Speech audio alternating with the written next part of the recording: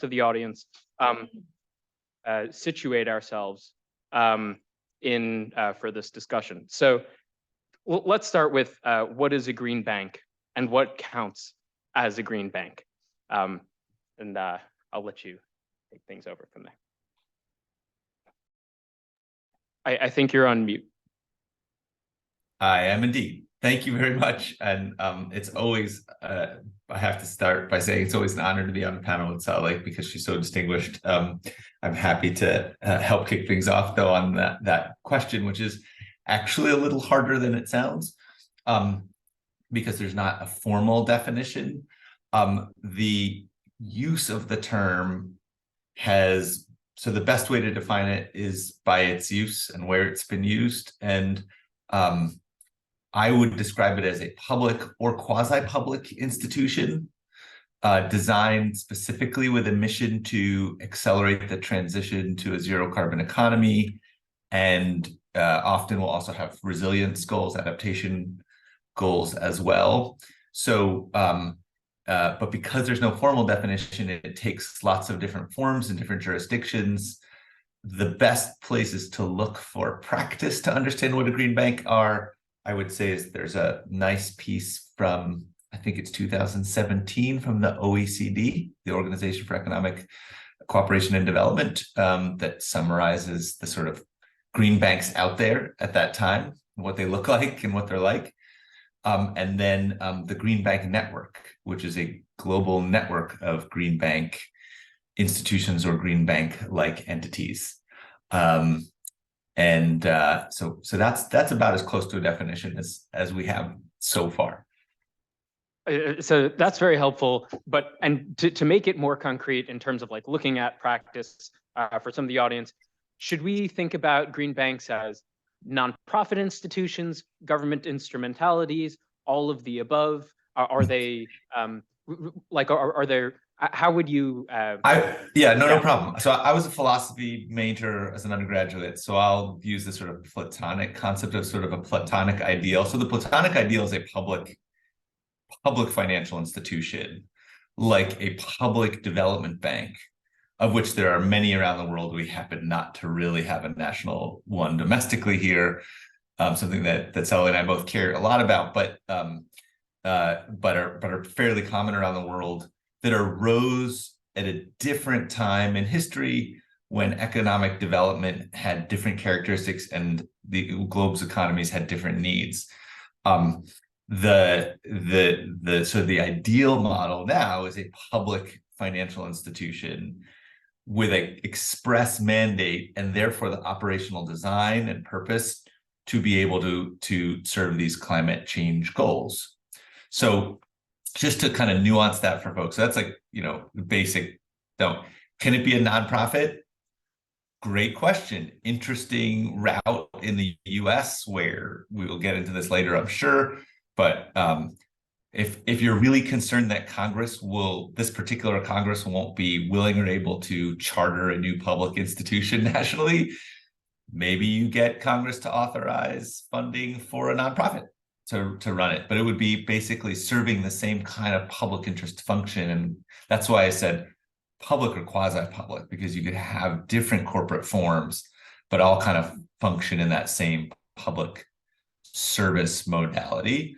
You could also have, public development banks that are incumbent, say, national development banks or municipal development banks or even multilaterals who say, well, we're a green bank. And then the question is, have they retooled their mission and operations to reflect the specific needs of the transition? Or are they kind of just saying, well, we're a development bank that happens to be existing while there's a climate crisis?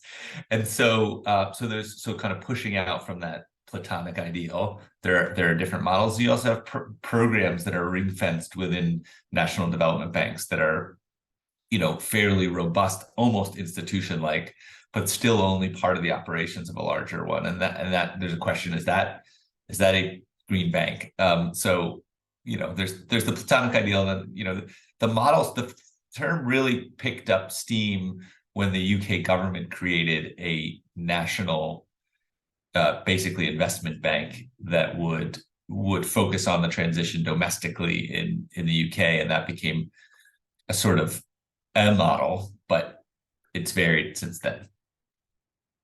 So that's very helpful, and it anticipates basically the sort of next question that I wanted to get at, which is trying to situate the concept of a green bank within the broader ecosystem of sustainable finance. And you mentioned some of these institutions, specifically development finance institutions, and how we should think about a green bank in relation to a development finance institution. Well, some development finance institutions are supposed to be specifically a development finance institution for development, whatever we want to define that concept to be. And they find themselves, sitting at a time, maybe the World Bank, where everybody's paying a lot of attention to thinking about what sort of transition are we going to make to deal with climate change, and how can we ensure that it's going to be just? So you mentioned a little bit, development finance institutions, but there are a lot of other institutions, some of which you've mentioned already, state level green banks, the idea of a national level green bank. But there are others that, I think maybe some people have read about in the news, and maybe they, including myself, have difficulty understanding where in the ecosystem of sustainable finance do these institutions sit? So, the one that I'm thinking of right now is the Inflation Reduction Act's Greenhouse Gas Reduction Fund. I think I've read that provision to be a form of authorization to create a national green bank, but I don't know that it would be helpful to know, does it necessarily become a national green bank, or does it, does the money get spent in another way, potentially, depending on the politics of the moment? There's also the Department of Energy's Loan Programs Office, and they're spending a lot of time reaching out to different companies trying to suggest that they should apply for funding. They've got money to blow. And I think maybe there's a little bit of anxiety about, spending it quickly. How, in a completely different world, not completely different, but they're community development finance institutions. How should we structure in our minds, like where does green banking sit in this highly, very diverse, very varied, sustainable finance ecosystem? I understand this is almost totally. Well, okay, I'm going to start with being extremely picayune, because your law students are used to lawyerly types doing that. So I would say, look, one of the interesting things here is that green banks as a phrase, you could kind of treat it as a term of art, or you could just treat it as sort of a vernacular sort of just idea of a bank that's green. So when you say green banking, you start to gravitate into anything that is banking that might be green. And that's why I kind of said there's a sort of community of practice that's developed around the term, and a set of institutions that have been associated with it. No one owns it. There's not a legislative definition somewhere where you say, well, you can call yourself that and you can't, as we have with other types of institutions and organizations in society. Not anyone can call themselves an LLC. Not anyone themselves can call it. Any natural person can call themselves a lawyer. Anyone can call themselves a green bank. So pretty much, although there's restrictions on the use of the term bank too, but that's a side point. Anyway, so just to flag that at the outset, many of the proponents, I think for the Greenhouse Gas Reduction Fund, I'll just give a little primer on that and then context for that. There is a portion of the Inflation Reduction Act that sets aside approximately $27 billion to capitalize organizations that are capable of financing the transition, and organizations that serve three objectives in their entirety. Not every recipient of funds from this has to serve all three objectives, but accelerate decarbonization, crowd in private capital, and support low-income and disadvantaged communities. And many of the proponents of that portion of the act And the reason that that portion of the act got in there in the first place was, and the objective at the time was to set aside appropriations to capitalize a national green bank and to support state level green banks through that national green bank. But politics being what they are, the folks with the bright idea of getting this act into the bill were not the only stakeholders with interests in what that portion of the act would do. And politics is the art of compromise. So that portion of the act represents a set of different, varying objectives. There were representatives, legislators who wanted to make sure that it supported, distributed solar power, state programs that do distributed solar power.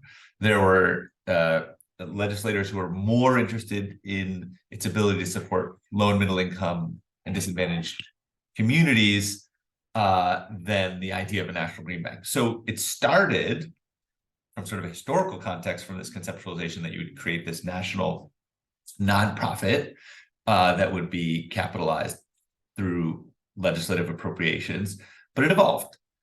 It now has the ability to give funding, a significant portion of that funding, to a national entity.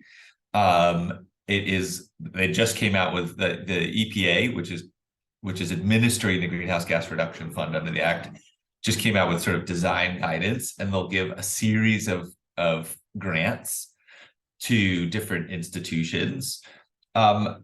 Remains to be seen how much that will look like what we talk about when we talk about a green bank.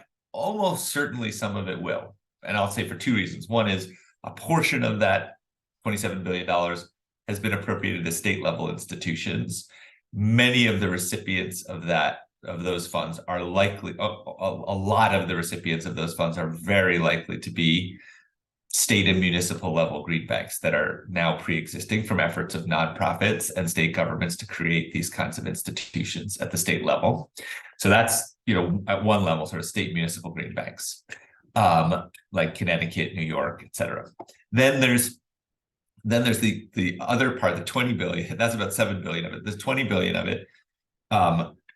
Probably some of that will capitalize institutions that look like green banks, probably also some to other types of financial institutions that will increasingly get involved in low carbon financing. But do they sort of fit the model of a green bank? Sort of, who cares? I think it's valuable to define the concept of green banks so that we have an objective to create those kinds of institutions, but it's not to be too precious about it. It's more to make sure that we can have a constructive conversation about what the design elements of that ideal form are. So, and then, I'll just flag the loan guarantee program. My interest in green banks actually comes from when I was practicing as a lawyer and involved in representing clients related to the loan guarantee program and at the Department of Energy. It is exactly the kind of role that government can play in catalyzing the low carbon economy. I hope we get into some of the attributes of what those are, and should definitely ask Saule about that. But also is limited in the types of tools that it has, very limited in terms of what types of financing instruments it has. And that's fine for certain types of needs in the market that it might serve. But as a consequence, there are others that it might not be able to serve well, because, say, the loan guarantee program only does loan guarantees. Loan guarantees are awesome for some financial problems, but not great for others. So it's exactly the right space and conceptually serves the same function. The concept of a green bank tends to be towards an institution that has a bit more flexibility in its financing modalities and can kind of fit the financing function to meet whatever the sectoral needs are. You have, in the low carbon economy, lots of different kinds of companies and needs, financing needs. So that just to juxtapose it, but really very much like close cousins or siblings in financing the low carbon transition. That's great. And again, you're kind of ahead of me in anticipating the direction that this conversation is moving. I think we're developing basically by thinking about the function of a green bank, developing a definition of a green bank that we can work with, at least, for this conversation now. But a lot of when I think a green bank, and maybe when a lot of other people think about a green bank, one of the things you mentioned is loan guarantees. You tend to think, and let's maybe inappropriately ignore some of like what it means to be doing green banking from a nonprofit institution, but let's talk about government, kind of like basically government credit. When we're thinking about a green bank and the function of a green bank in facilitating a just transition, I think there's a lot of hope, a lot of energy that's put into the idea that credit, loans, and maybe concessionary loans, can solve a lot of the problems, or at least address them in very important ways, that we need to solve to facilitate a just transition. And I think this is, where we're going to start to slowly open up the conversation to kind of, bring in Professor Omarova as well. But it's thinking about the way that green banks today function, whatever green banks are, and we're mostly thinking about government credit, and whether there are maybe limitations to government credit and the different sorts of things that you can do with loans.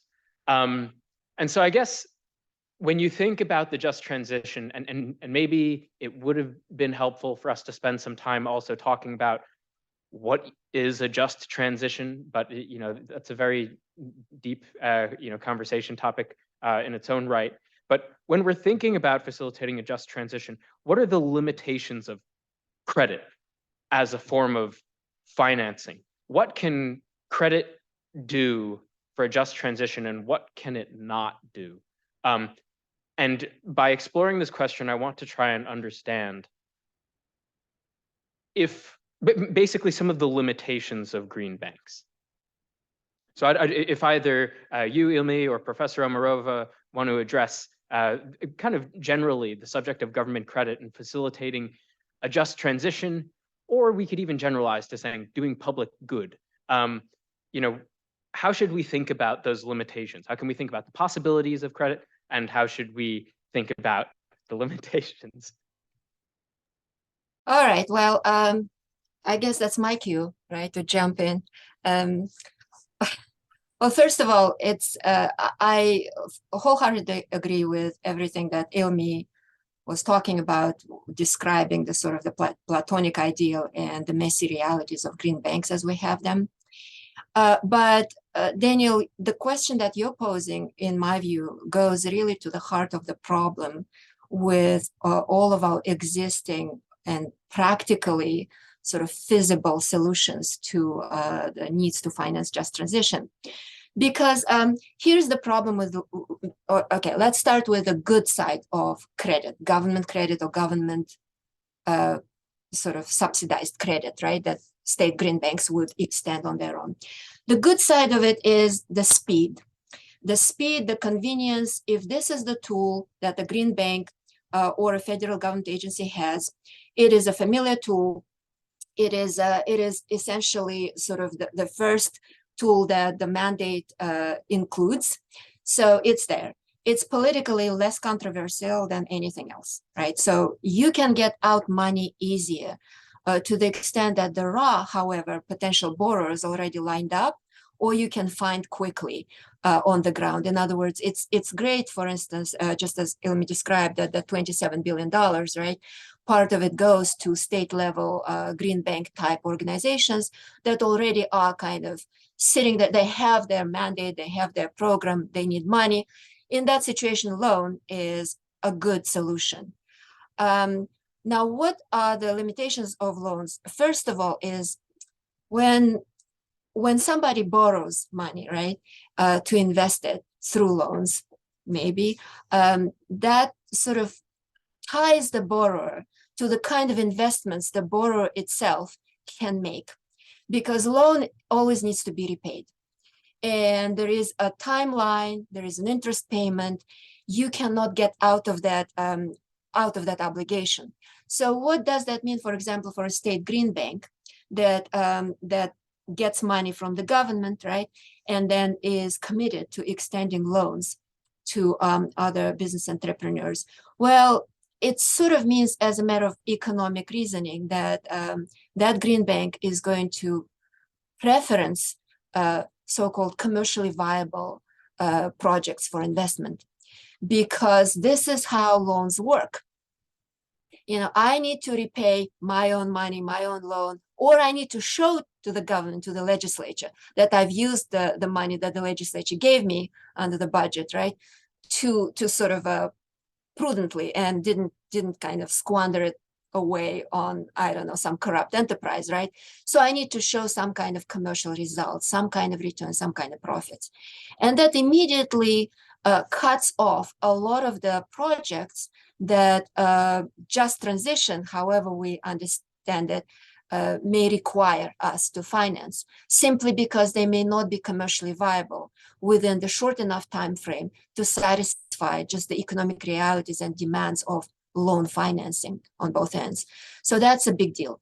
The other limitation of loans as investments is that lenders typically do not get control and management rights over the sort of how that money is deployed by the borrowers. So if the state green bank, for example, or any kind of public institution, federal agency, extends a loan to some private entrepreneurs, and then the private entrepreneurs basically has complete control over how to actually manage that money and manage the project, the underlying green project, on a daily basis. And you know, the hope is that the loan contains sufficient conditions. Like, for example, we only give you this loan if you hire, I don't know, this kind of workforce, right? Or meet these types of benchmarks. But you know, ultimately, the money is gone. The money is out of your pocket, right? So in the private world, creditors, that's why creditors heavily negotiate various contractual management and control rights if they worry about not getting the result that they want. But government actors and state green banks, do they negotiate it quite that hard? Can they actually ensure that just transition happens if the only tool they have is lending? That is actually the question that drove me to think about potentially other instruments, like, for example, equity financing and equity lending. So that's great, and I want to jump into that. But before I do, I just want to also ask Ilmi, when we're talking about a just transition, I think there is a general idea or a general understanding that we do mean investing in renewable energy. We do mean solar panels, wind farms. But a lot of these projects are maybe bankable in their own right, don't necessarily need government financing. Maybe they're helpful. The government financing is helpful in crowding in private capital that might be a little bit more reluctant. It's not 100% clear. But Ilmi, could you help us understand concretely, like, what are some of the types of, like, what are the investments that typically the private sector doesn't really need concessionary finance to facilitate in a just transition? And I know this is broad strokes. There's no way to really. No problem. I got you. But I get it. So that, yeah. Where is it useful and where is it not? This is this like crowding in, crowding out question is perennial. Look, let's first back up and say all thinking is mental models. We're gonna work when we're working in a level of abstraction and it's 12:30 and we have like limited time. We'll cover it at a very high level of sort of a mental model. Your mental model of private financial institutions may be that the profit motive allows them to constantly scan the horizon for new opportunities to create new financial products and find new returns somewhere out there in the market that are properly risk adjusted. And so there's this like constant pressure to, oh, there's solar power. Well, we got to figure out an even better way to finance that. Oh no, there's distributed solar power on roofs. Well, we'll figure that one out, et cetera, et cetera, et cetera. That's a mental model of the market. I don't, and I think Saule doesn't agree that the market really works that way. There's always this question about how efficient the market is. And there's, I'm sure a lot of you have econ undergrad backgrounds. The market is efficient in the long run, but in the long run, we're all dead. And so yes, will the market figure out how to finance all these new technologies and innovations? And these are business innovations in terms of the structure of businesses, hard tech, things like that. Yeah, it'll figure it out eventually. There are those pressures, but are they at the speed that we need to decarbonize the economy and transform it? No, probably not. So what you see in sort of observation of, say, the banking sector, for example, is that that banks tend to rely on expanding business lines that have already proven successful, not super interested in innovation. Doesn't mean they don't do any of it, but there's, if you have the choice between tried and true and, some new area, you go with tried and true. So the idea here is you can accelerate that process a lot by pioneering with public capital that has an interest in capital formation in these new parts of the economy, like getting stuff built in new parts of the economy, to figure that stuff out first. Now, there is a really important question Saule raises that should be in the back of our minds, which is, how much is the public sector taking on uncompensated risk? Like, it takes the risk but doesn't get the reward. And that should always be kind of a background question in any sort of public policy involving public financing and public investment. But there's different ways to answer it, but that should always just, like, better to have the question there sitting in the background. You're always kind of asking that. How much are you socializing risks and not benefits? But the market isn't about avoiding risk, it's about being compensated for risk. So there are plenty of opportunities where maybe the market would be slow to go into this new sector, technology, new financial products or structures to enable the financing of those business processes or technologies. And this is a good tool to do that. I would say, think of it this, maybe to make it a little simpler, just to round this out, think things that are small and things that are big.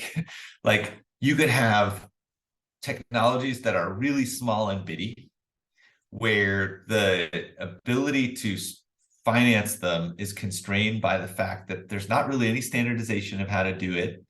And there's not really any, like, the market has a hard time getting started on doing that because no bank has an interest in doing the first thousands of deals to finance, say, lending to a contractor that does on lending to consumers to install heat pumps or something like that.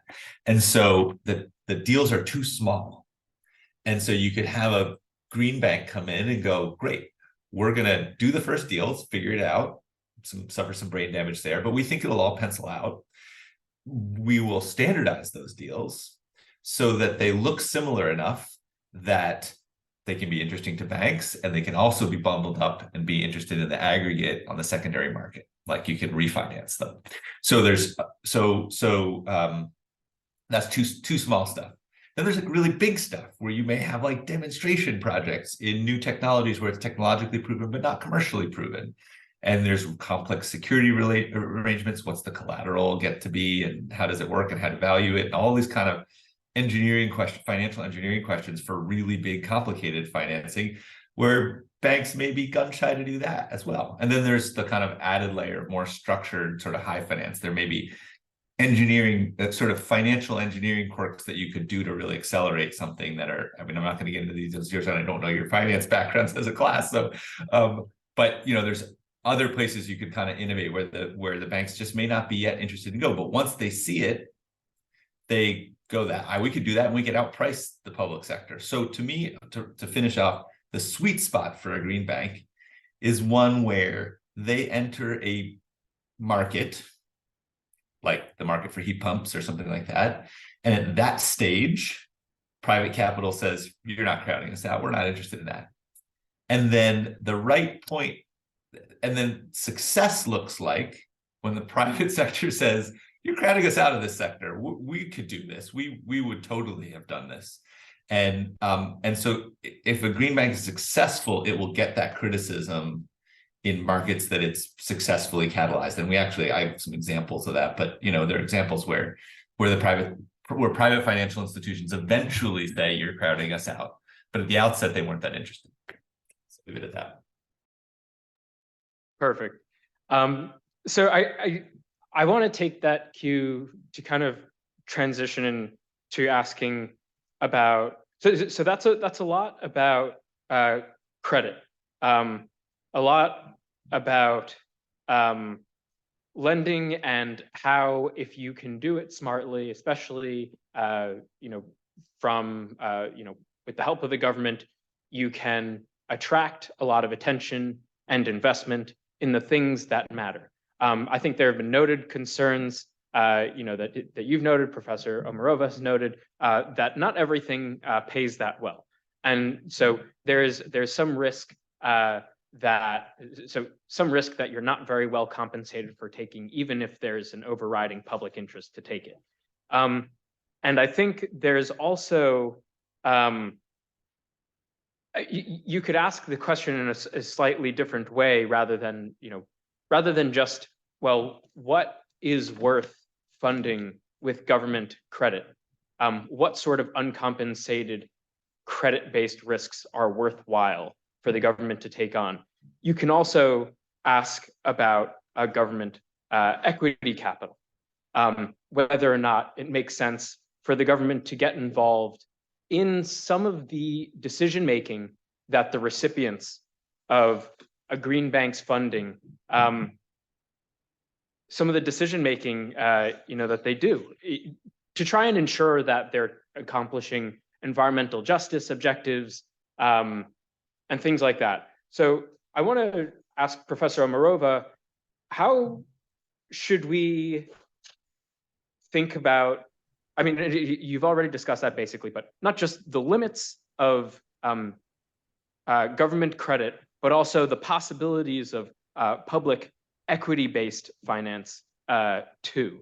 What do we suddenly get if we have government equity-based finance? Do we need that? Do we need that to try and facilitate a just transition? Or can we, with very smart government credit programs, make it? Well, that is a $1 trillion question, really. And it's kind of the answer to it is complicated, because there is equity and there is equity. What does that mean? For example, in many existing government financing programs or arrangements like public-private partnerships, or even, the green bank types of institutions, right? Frequently, the way to quote unquote de-risk the private investors would be for the government entity to take the most residual interest, the most residual equity interest in a particular structure.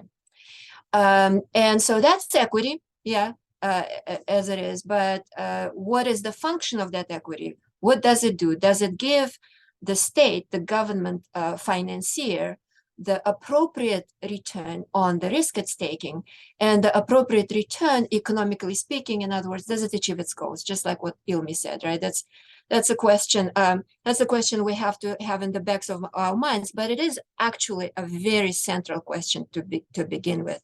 So, for example, if it's a small sliver of equity that simply is meant to take the first loss and protect the private co-investors from loss, but then there is nothing else or very little else that small sliver of equity gives that government agency or that state bank or another infrastructure bank to, in terms of shaping what the outcome of the project is, then that would be, in my book at least, the socialization of losses and privatization of gains. So many economists, progressive economists, have been talking about, well, let's then, have state take more equity. But it's not even about the size of the equity slice. It always is about the institutional structure that is built in order for the government financing financing to really achieve the government's goals.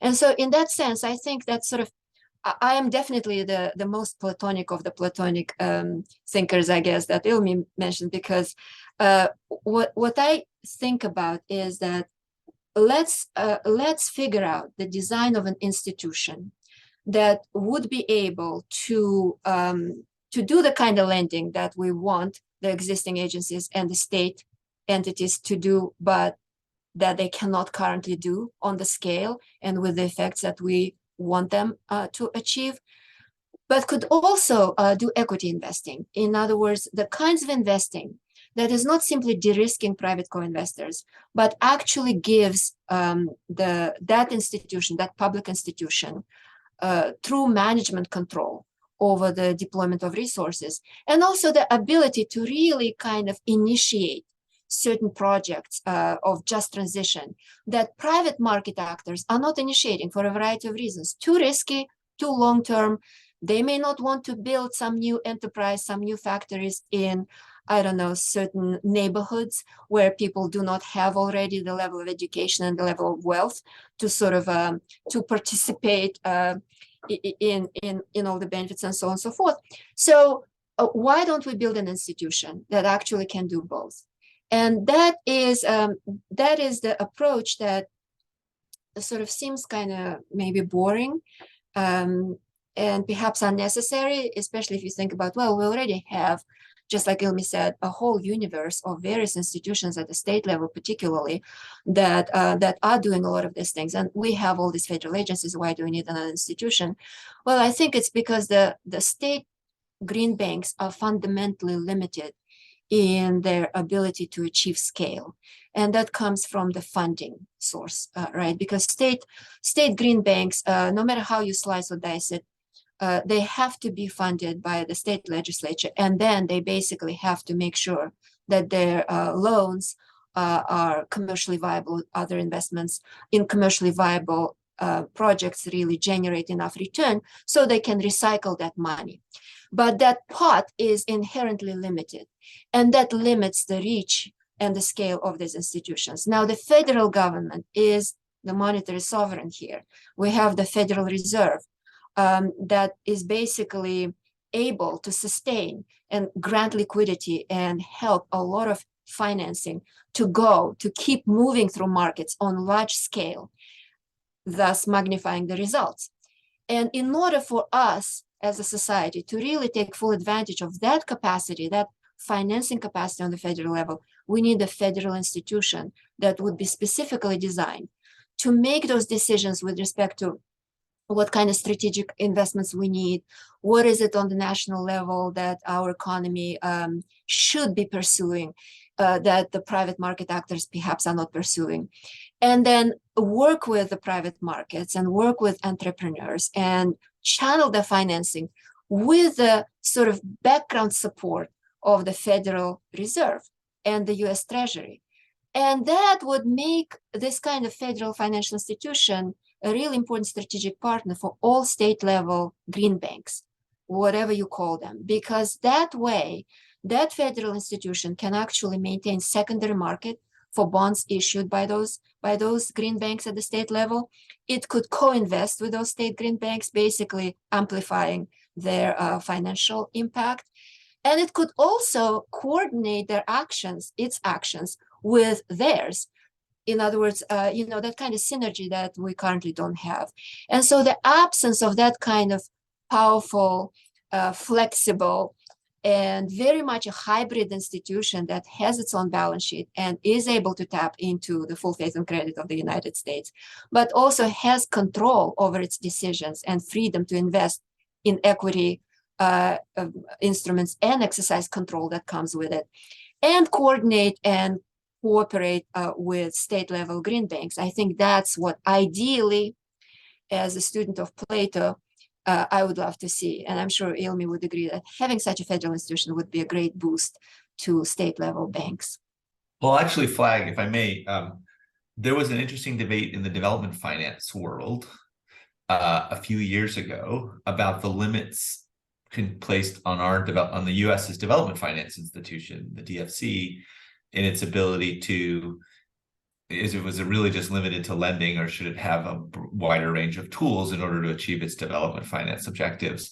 And there was a whole campaign called Unleashing OPIC, which now called DFC, was called OPIC, that was intended to, they were already kind of taking their lending tools and then getting into like mezzanine debt, which starts to look a little more like equity, and try to like push the limits of what they could do with debt. But there was a whole campaign from think tanks and scholars to do something called Unleashing OPIC and give it a broader range of tools, which eventually did happen. One of the few great policy innovations of the last administration, but the campaign started before then. It's kind of like that here, which is to say, like, why don't we take all the insight that we had in terms of not artificially constraining our development finance institution abroad and use that model domestically? And then I'll add, as like a low carbon person and sort of really focused on the climate side first, you know, that may be true for development finance institutions generally, that they should have a diverse set of tools, but also especially important when moving low carbon technologies through the innovation cycle is particularly important for the climate challenge. And so the needs and demands of those technologies, there may be a lot more opportunities where it looks like you need equity more than debt. And so there, you know, depending on the specific technology and market, et cetera. So it's also even more true when you're talking about the low carbon transition because of the nature of the problem. So just to add that nuance. No, that's absolutely right. That's absolutely right. And it's sort of another wrinkle, if I may add to that, is that this is why the mandate of the institution is so critical, because as you expand the range of tools and give public financing institutions greater power, you have to make sure that they can actually use that power meaningfully without giving away too much of the financing on projects that we don't necessarily need, or private market actors can finance themselves. So mandate is a very important part of it. You know, we tend to forget about it, but as lawyers, of course, we understand that ultimately it all comes down to whether or not this is what Congress intended this particular institution to do with this particular money. I'll just add another thing, if I may, because we can do this all day, but these are key elements of this. So, you know, during COVID, there were government actions to take stakes in key companies, and we did that in the last financial crisis. And there was a lot of consternation in government about whether you would allow them to take stakes and give them any voting rights whatsoever. And the sort of deal that legislators really liked was this idea that you would allow the government to take stakes, but you wouldn't allow them to vote. As law students, there's a really important principle that you guys have to think about a lot when you do like con law or any other type of law, any type of case law. You think about cabining principles, and often the fear but this is particularly a constitutional law issue, the fear when you're giving government, and especially the executive branch, particular authority, is like, well, what if you just took that to the extreme? What's the principle that limits what they can do? Because even if it's a good thing at first, like so cabining principles are really important here, because at least the way that I see it is, and this is something that I've always wanted to talk to you more about, Saule, is she and I both 100% agree that you should allow government to exercise its rights, at least the normal rights of any shareholder, and that there's value in having government take equity positions in companies. It is a sloppy approach to a cabining principle to just say you can't vote your shares, you can have the stake. But what we need to do better as advocates for equity, for sort of government investment as opposed to financing, is to better articulate how that authority would be exercised and what the limits are, and how you would limit and function how the role of government in exercising those rights would be different than a private shareholder. When it would exit, whether there are public interest reasons it would exit at a particular time or vote a particular way. as opposed to just having this blanket idea that they just shouldn't do it at all, which is really like shooting yourself in the foot. And so I think the interesting thing to just point, you guys are all law students, so you're kind of, and most of you probably are, if not all, to point you towards this is like a great spot for thinking about cabining principles. It may be a good idea. Let's think about what the limits or the contours of that right for the executive branch might be. Just insert that nuance in. So this is a great segue to I think the last part of the conversation. We've talked about a lot of different financing approaches you could take to facilitating a just transition. We've talked about the difficulty, the one side, on one side of the coin, you have the difficulty of finding the funding. On the other side of the coin, you have the difficulty of actually allocating the funding in a way that's going to bring about a just transition.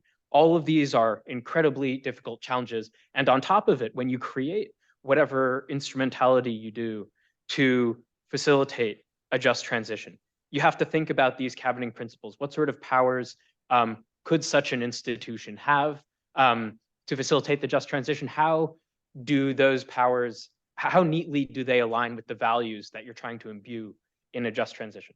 These are very hard things to do, but Professor Omarova, you have in recent years made a proposal. Some, if attendees, if you registered, or you saw the mailing list, you would have seen some of the links talking about this proposal for a national investment authority, which tries to deal with and grapple with a lot of these different questions that make facilitating a just transition so difficult. Where do you get the money from? How do you spend it? And how do you make sure that the way that it's being spent is subject to the sort of appropriate oversight that, I think is productive of government exercising its most efficient capacity, preventing corruption, but also ensuring that the policy steer, the values for the just transition are really embedded in the subsidies that the government is taking on. And a lot of, I think,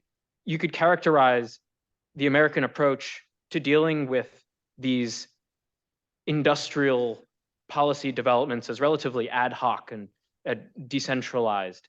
So, Professor Omarova, could you help us understand, and maybe starting with an explanation of your proposal for a national investment authority, how could a national investment authority solve the problems that we face in facilitating a just transition? Well, so the idea behind the NIA, National Investment Authority, and or an institution of this kind would be to establish a separate federal level entity that is going to supplement the currently basically two-headed sort of creature of public investment, right? We have the Fed and we have the Treasury. And we need something in the middle of it.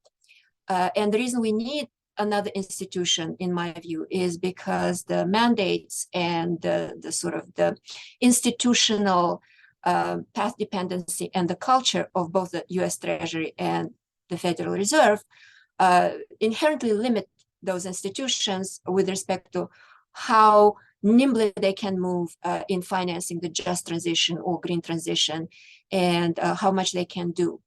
So the NIA is envisioned as basically a system. So it's not just one agency, it's not one bank, an infrastructure bank or development bank, but it is a system that is very much modeled after the Federal Reserve system that we have, the central banking system we have in this country, fundamentally hybrid kind of an entity. So at the top of it, the top tier is the board, the governing board of the NIA system, very similar to the Board of Governors of the Federal Reserve. This would be a federal independent federal agency. And this is where the core of the sort of the mandate and the political democratic accountability would reside.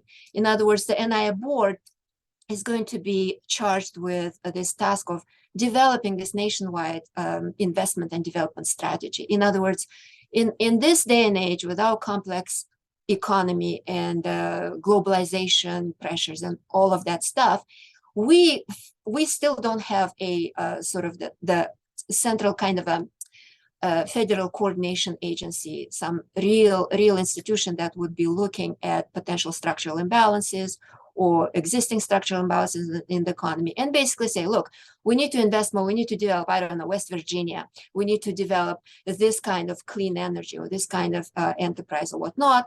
So the NIA board would be in charge of developing this type of a development strategy. The second layer is the most fundamental layer. The board will be essentially supervising its operating arms. And those operating arms are entities that in this proposal should be set up as federally chartered government corporations, which legally gives Congress a lot of leeway in terms of structuring the charter of each of those particular institutions, tailoring, the authorities, the powers, the responsibilities, the structure of it, and so on and so forth. So to start with, the plan envisions two separate operating subsidiaries of the NIA, one called National Infrastructure Bank, NIB, not very creative, and the other one is the NCMC or NICIMAC, which is National Capital Management Corporation. So the NIB is essentially your traditional model of a development bank or infrastructure bank, to the extent that it exists, let's say, abroad in European countries and Asian countries, or it's a federal version of something like a state green bank, or one can think of it as a variant of, Freddie Mac and Fannie Mae, right? So the government-sponsored enterprises whose job is essentially to maintain secondary markets in certain bonds, right? So NIB would essentially be engaged in lending, making loans, in accordance with the mandate of the entire National Investment Authority to promote just transition, to reindustrialize the country, and so on and so forth. So NIB will be doing the lending, will be working with state-level green banks, for example, purchasing the bonds issued by those state green banks and financing their activities that way, or co-investing with them and whatnot. And so this is kind of the familiar structure that in one way or another has been mulled over in the United States to no avail, right? So that's the NIB. The more interesting operating subsidiary here, and something that we don't have and actually doesn't quite exist in that same form anywhere so far, is NICIMAC and CMC. And the reason I called it a National Capital Management Corporation is deliberate. It's to mimic the way that Wall Street asset managers call themselves, right? So those Blackstones and BlackRocks of the world, the asset manager's job is not to put up its own capital, but to create these funds, collective investment funds, into which other institutional investors, for example, put money, and then the manager decides how that money gets invested and how those projects are controlled and developed. So we don't have a public asset manager institution, at least not explicitly. We have some precedent in some agencies, federal agencies like Pentagon, for example, has some kind of a venture capital fund that's sort of specifically geared toward investments in certain strategic technologies and so forth, but we don't have an institution of that kind. And this is where things get very interesting, because this is potentially, as an asset manager, NICIMAC could set up a series of collective investment funds. Think of them as like private equity type fund or private venture capital type funds, and invite limited partners, just like a Blackstone or a BlackRock asset manager would do, invite limited partners into this fund who would bring in their capital. And it's important, however, to specify what kind of investor would be interested in participating this type of investment and also would benefit from it the most. And for example, pension funds, particularly public pension funds, jump to mind very, very readily, simply because those are the kinds of investors that have very long-term liabilities and are interested in structuring their portfolio so that they can have long-term assets. But those long-term assets are risky. If they can get exposure to those long-term hard assets and infrastructure, new green infrastructure, for example, through this kind of a federal entity like NICIMAC, that would actually alleviate a lot of their problems and bring them to the table. So NICIMAC will basically open these funds and develop strategies for each particular fund. And the strategies could be just like any private equity or venture capital fund. It could be based on some sectoral investment or geographic investment or some mix of both. And essentially then start running that fund for the 10-year period, just like any private fund would do. And for that time, NICIMAC is the general partner, the manager of that particular fund. In other words, we're flipping that logic of a typical public-private partnership where the public puts up the money, but the private asset manager manages the funds. Here, the partners from the outside bring in the money, and NICIMAC, the public asset manager, makes the decisions and manages the funds. And it raises all kinds of issues with respect to, well, how is NICIMAC, how are those funds going to be able to invest in the kind of just transition projects that are not commercially viable in the short enough term? And this is where things get particularly difficult for a lot of people to, if not necessarily understand, then to accept. Because our mental model, to borrow Ilmi's vocabulary, our mental model of how asset managers or these investment funds, private equity funds or venture capital funds work, is that the return to the investors at the end, at the close of that fund, 10 years later, comes from the sale of the assets in which that fund invested. And that is absolutely correct in the current world where private companies, private asset managers do not have any other sources of repayment to their investors, nor do they have any other incentives to somehow generate money for repayment to investors, unless there is actually money coming in from the portfolio itself. But a public investment manager, public asset manager like NICIMAC, like the NIA, doesn't have to be bound by that particular logic. That is the beauty of being a large 800-pound gorilla type of a federal asset manager, right? So we can actually financially engineer the system under which, when the time comes to wound up a particular fund, but some of this portfolio is yet not commercially viable, is not particularly profitable, or cannot or should not be yet sold out into the private market or somehow exited by the NIA. Maybe it still has another 5 years that the NIA really needs to kind of keep that particular project within its portfolio. So in that situation, we can put the federal government's support, liquidity support behind the NIA, provided that these projects really are shown to be able to generate in the longer term the kind of public benefit, the benefit to the national economy, regional economy, local economy that we wanted to generate.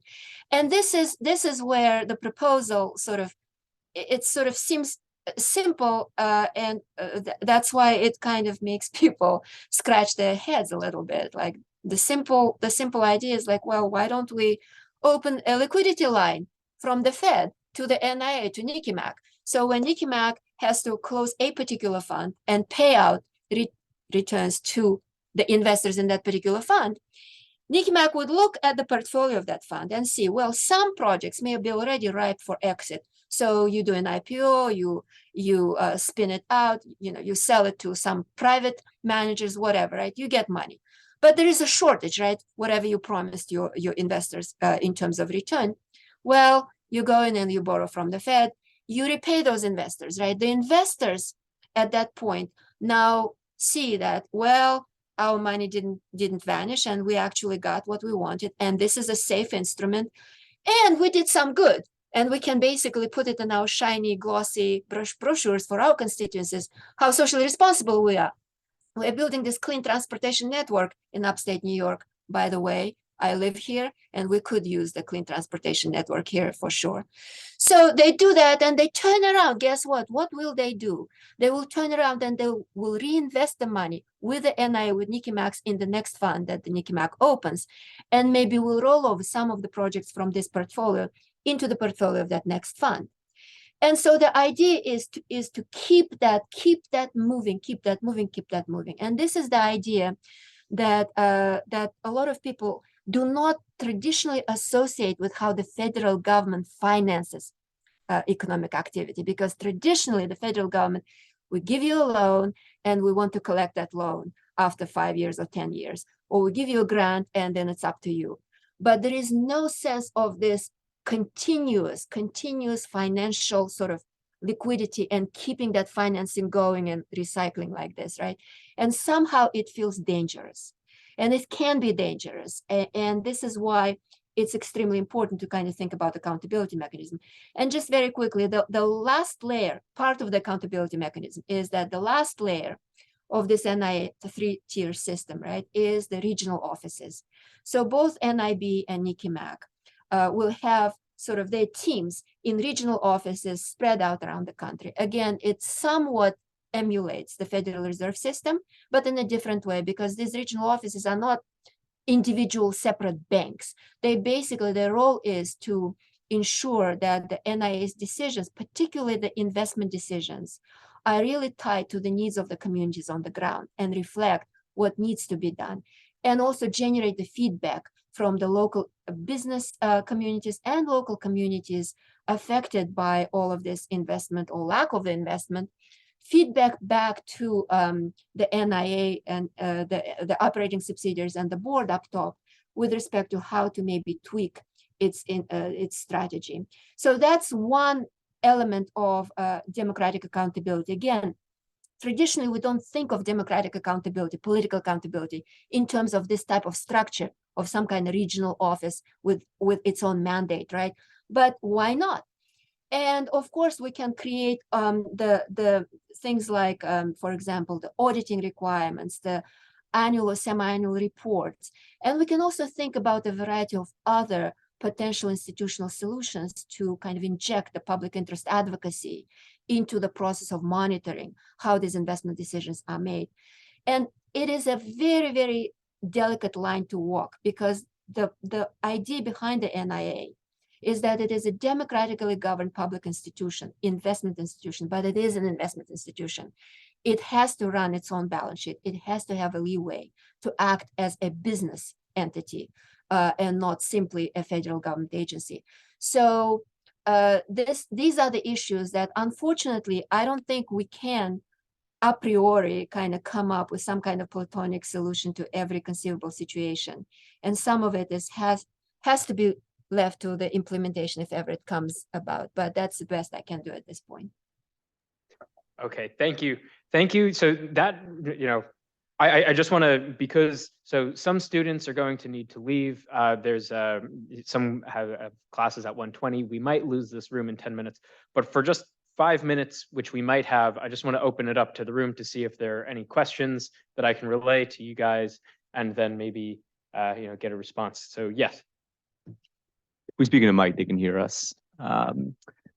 I'm really glad you raised the political accountability or democratic accountability question at the end, because I think for the last maybe 45 minutes, I've been sitting here wondering precisely about that, right? Like in the vocabulary that's been kind of set from the outset, if we think about a platonic ideal of a green bank, but maybe also the platonic ideal of a just transition, political accountability and democratic accountability seem like one important metric when we evaluate our options. And so I wanted to ask about that originally, and I'm so glad you brought it up, but I would be really interested to hear both of your thoughts generally about our institutional choices, not just in terms of using, right? I mean, there's the institutional design question of if we're going to use banking as a mechanism, but there's also just a question of, is banking itself the right option when we're thinking about a just transition in terms of accountability? And then just maybe one more sub question. I think one feature of the Fed that was very deliberate is its diffusion versus the centralization of other central banks in Europe.